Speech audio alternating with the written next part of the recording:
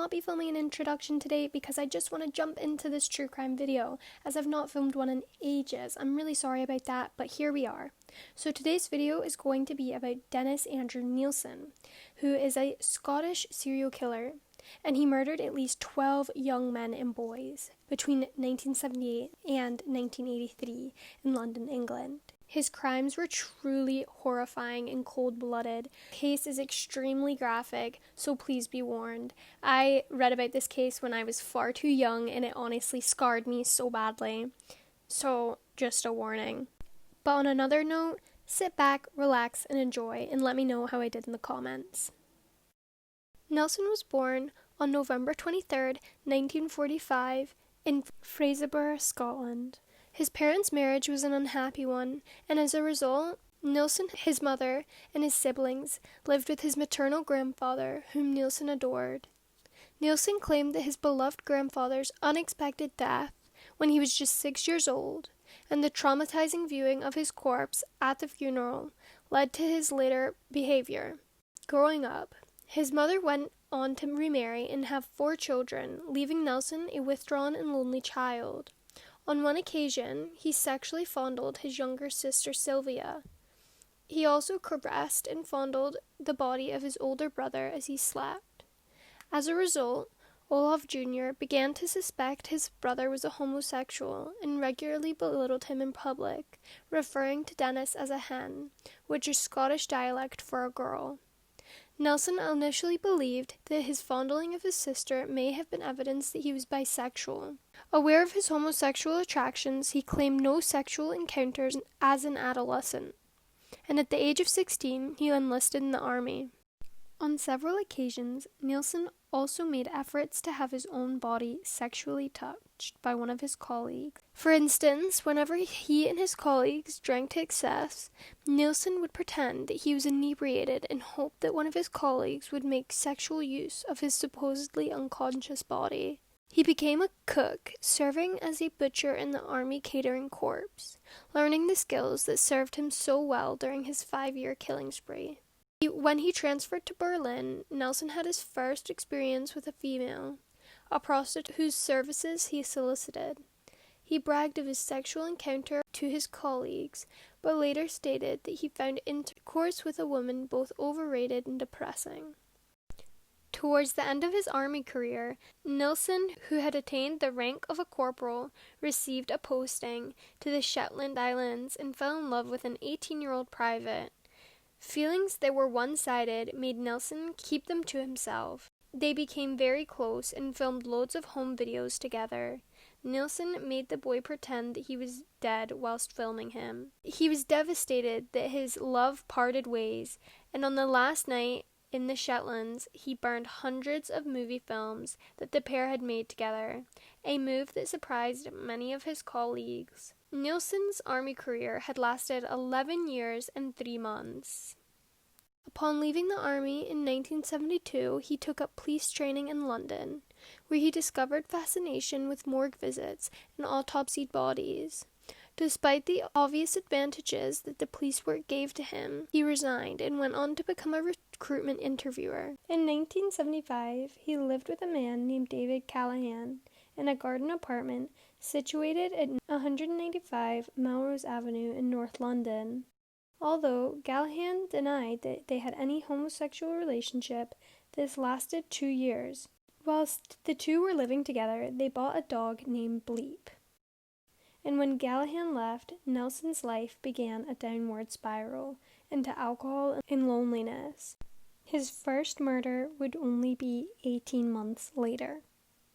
Nilsen's first official brush with the police came in 1973. David Painter, a young man whom Nilsen had met through his work, claimed that he had taken pictures of him whilst he was asleep. Painter was so enraged that he required hospitalization. As a result of their confrontation, Nilsen was brought in for questioning about the incident but was subsequently released without charge. The murders and attempted murders. Victim number 1. Nilsen's first murder took place on December 29th to the 30th in 1978. Nilsen claimed to have met his first victim, Stephen Holmes, only 14 at the time, in a gay bar. The victim was identified in 2006. The next morning, overcome by desire to prevent the young man from leaving, he strangled him with a tie before drowning him in a bucket of water. Taking the corpse to his bathroom to wash it, he then placed it back in his bed, later remarked that he found the corpse beautiful. He attempted to have sex unsuccessfully, then he spent the night sleeping next to the dead man. He finally hid the corpse under the floorboards for 7 months before removing it and burning the decaying remains his back garden. Nilsen had another close call with police in October 1979. Between the first and second murders, Nilsen attempted to murder a student from Hong Kong he had met in the West End. The student accused Nilsen of trying to strangle him during a bondage play session. Although questioned by the police, the student decided not to prosecute, and Nilsen was released without charge. Victim number 2. The second victim, on December 3rd, 1979, was a Canadian student, Kenneth Ockenden. Following a day of sightseeing and drinking, the night ended at Nilsen's apartment. Nilsen again was succumbed to his fears of abandonment, and during their sexual intercourse strangled Ockenden to death with an electrical cable. He cleaned up the corpse as he did before and shared the bed with him overnight. He took photos, engaged in sex, and finally deposited the corpse under the floorboards, removing it frequently and engaging in conversation as if Ockenden was still alive. Ockenden was one of the few murder victims who was reported as a missing person. Victim number 3. His third victim, some 5 months later, on May 13, 1980, was Martin Duffy. He was a 16-year-old hitchhiker from Birkenhead. In May 1980, he accepted Nilsen's invitation to come over to his place. He was strangled and then drowned in the kitchen sink. The night before, bringing him to bed and masturbating over the teenager's corpse. Duffy was kept in a wardrobe for 2 weeks before joining Ockenden under the floorboards. Victim number 4. Billy Sutherland. He was a male prostitute from Scotland. Nilsen could not remember how he murdered Sutherland. However, it was later revealed that the victim had been strangled by someone using their bare hands. Victim number 5 was another male prostitute. However, this one was never identified. All that is known is that he was probably from the Philippines or Thailand. Victim number 6. Nilsen could recall very little about this and the following 2 victims. All that he could remember about victim 6 was that he was a young Irish labourer that he had met in a bar. The 7th victim was what Nilsen described as a starving hippie type he had found sleeping in a doorway in Charing Cross. Victim number 8, Nilsen could recall nothing at all about his 8th victim. Victim 9 and victim 10 were both young Scottish men picked up in pubs in Soho. The accumulated bodies beneath his floorboards attracted insects and created a foul odor, particularly throughout the summer months. When neighbors complained of the smell, Nilsen reassured them that it was from structural problems within the building. On occasions, when Nilsen unearthed victims from beneath the floorboards, he noted that the bodies were covered with pupa and infested with maggots. Some victims' heads had maggots crawling out of the eye sockets and mouths. Nilsen placed deodorants beneath the floorboards and sprayed insecticide around the flat twice daily, but the odor of decaying in the presence of flies remained. In late 1980, Nilsen removed and dissected the bodies of each victim that he had killed since December 1979 and burned them upon a communal bonfire. To disguise the smell of the burning flesh of the 6 dissected bodies, Nilsen also burned old car tire. When the bonfire had been reduced to ashes and cinders, Nilsen used a rake to search for debris or for any recognizable bones. He noted that a skull was still intact. He smashed it to pieces with his rake. The 11th victim was a skinhead Nilsen picked up at Piccadilly Circus, who had a tattoo around his neck saying, "Cut here." He had boasted to Nilsen about how tough he was and how he liked to fight. However, once he was drunk, he proved no match for Nilsen, who hung his naked torso in his bedroom for 24 hours before he was buried under the floorboards. At some point between victims 6 and 11, on November 10th, 1980, Douglas Stewart woke up whilst being strangled by Nilsen and his ankles were bound. He was able to fend off his attacker, although he called the police almost immediately after the attack and no action was taken by the officers, who, it's reported, considered the incident to be a domestic disagreement between two lovers. The 12th victim, and the last before Nilsen moved home, was a man called Malcolm Barlow. He was murdered on September 18th, 1981. Nilsen found him in a doorway not far from his own home, and took him in and called an ambulance for him. When Barlow was released the next day, he returned to Nilsen's home to thank him, and was pleased to be invited in for a meal and a few drinks. He was murdered later that night. Nilsen was rapidly running out of space, so he had to store Barlow's body beneath his kitchen sink.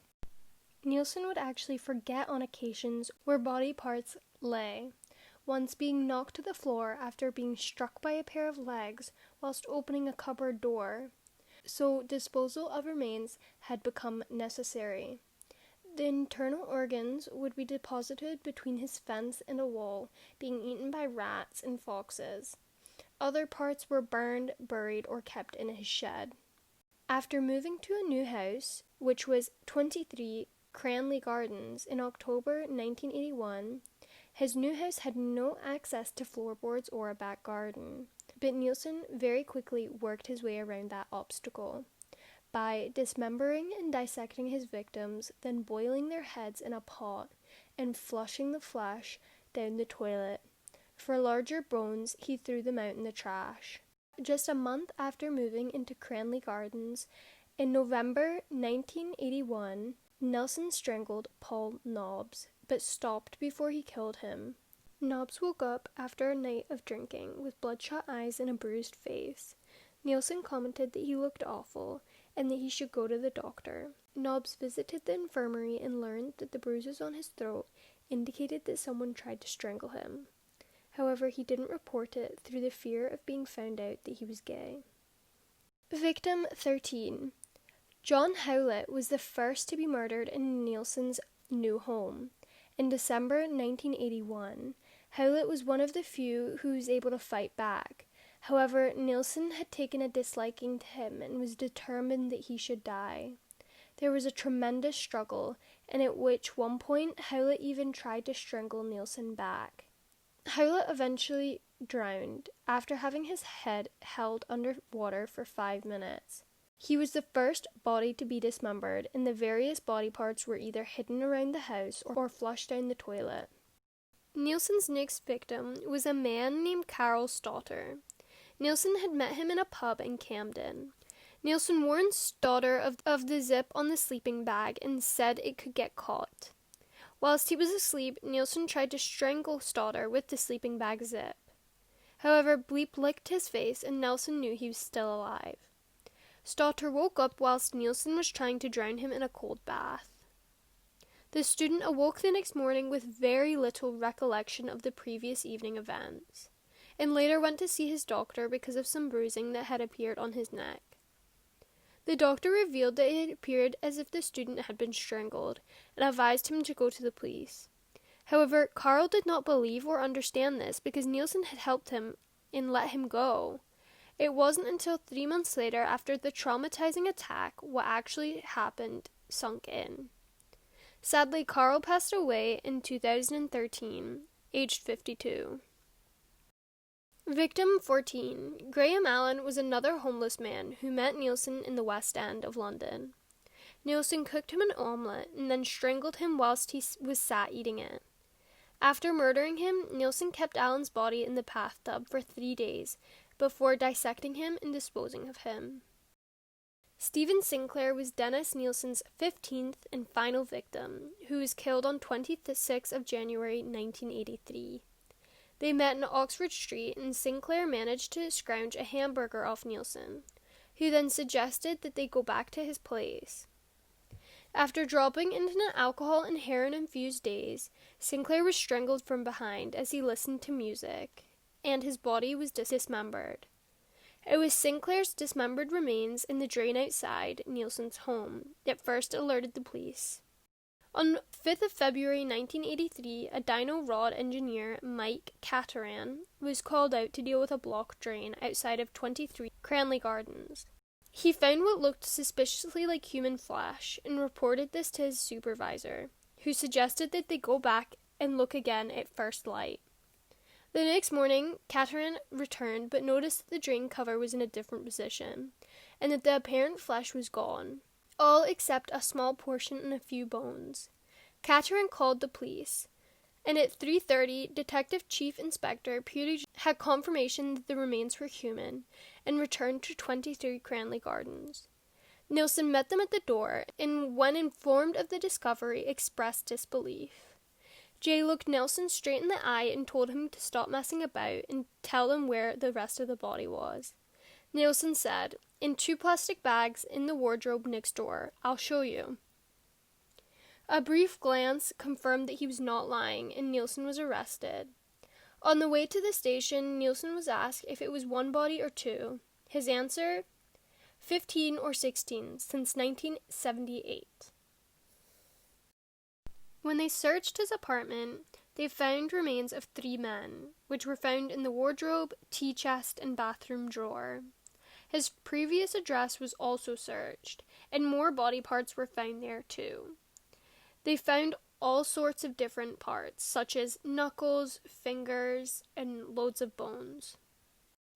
Trial and sentencing. Nilsen was brought to trial at the Old Bailey on 24th of October 1983. He pleaded diminished responsibility as a defense in order to seek a verdict of guilty to manslaughter, but was convicted of 6 murders and 2 attempted murders. He was sentenced to life imprisonment on the 4th of November 1983. In 1993, he was given permission to give a televised interview from prison. Prior to his trial, he filled 50 notebooks filled with accounts of the murders and attempted murders. Nilsen's minimum term was set at 25 years by a trial judge, but the Home Secretary later imposed a whole life tariff, which meant he would never be released. In 2006, he was denied any further requests for parole, and was not allowed to publish his writings. Nilsen was attacked several times in prison, once being slashed in the face by Albert Moffat and had to receive over 80 stitches. He also had multiple problems with guards. Nilsen had several homosexual relationships in prison, the most famous being with David Martin, the cross-dressing armed robber famous for being a master of escape. Martin has since committed suicide in prison. Dennis Nilsen died in prison on May 12, 2018. He died in excruciating pain from internal bleeding in his cell. His last hours were spent lying in his own filth. My heart really goes out to all the victims that were affected by Nilsen. The survivors had went through this traumatizing event of almost getting murdered and then having to deal with press and homophobia. Many of them got death threats, and vile things were screamed at them whilst they left the courthouse. In 2011, Carl, one of the few survivors of Nilsen, was angry when he heard that Nilsen was getting financial aid while serving his sentence. He stated that why should he have human rights when his victims haven't any? There is less help for victims than killers. I have not received a penny of help from anyone. Okay guys, that's the end of the video. Let me know how I did in the comments and stay tuned for more. Thanks for watching.